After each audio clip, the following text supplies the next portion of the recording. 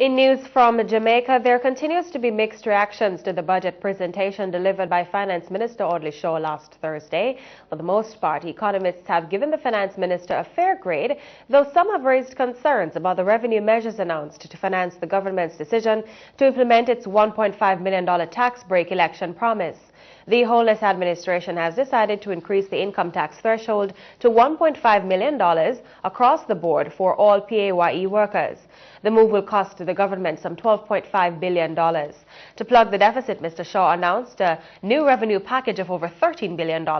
Among the new revenue measures, an increase in the special consumption tax SET component on petrol by $7 per litre.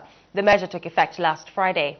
President of the Transport Operators Development Sustainable Services, Edgerton Newman, believes the tax of $7 is too much. He says in light of the higher cost for petrol, taxi operators will be seeking a 50% hike in fares. We want to look at it from a positive, negative standpoint. It is positive because there has been a commitment made by the administration when in opposition to deal with a $1.5 million tax situation. They have to do something. So we're looking forward to some increase on gas tax. We put that on our agenda. The problem we have is the increase of $7. Because when you say $7, for the taxi operator on the ground, it is $9 to $10.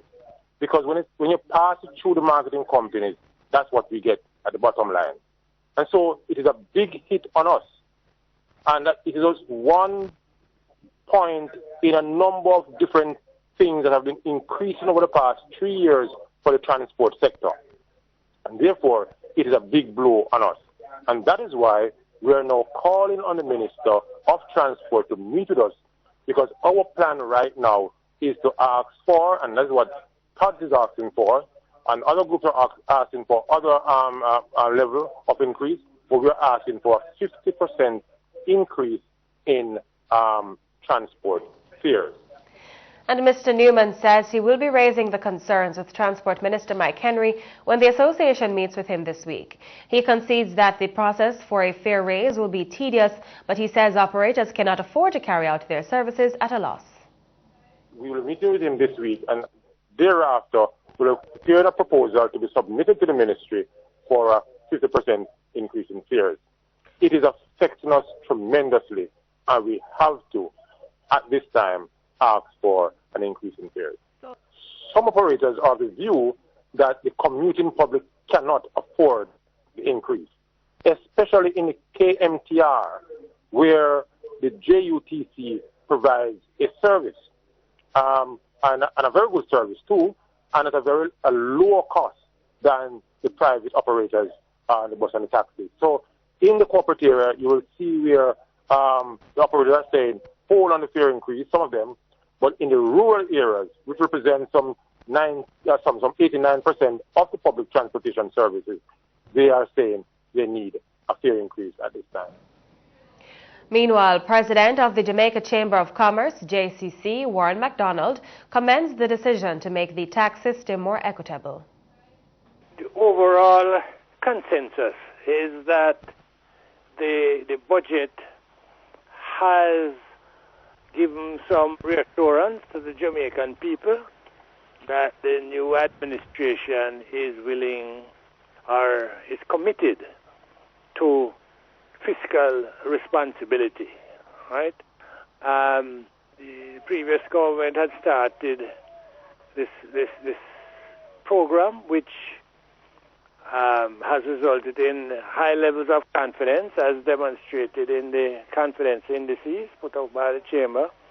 Both business and consumer confidence are at highest levels in many, many years, and so I think this reassurance is welcomed, you know.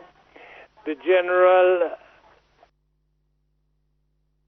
trend of moving taxes from direct to indirect taxes is also well supported by the Chamber.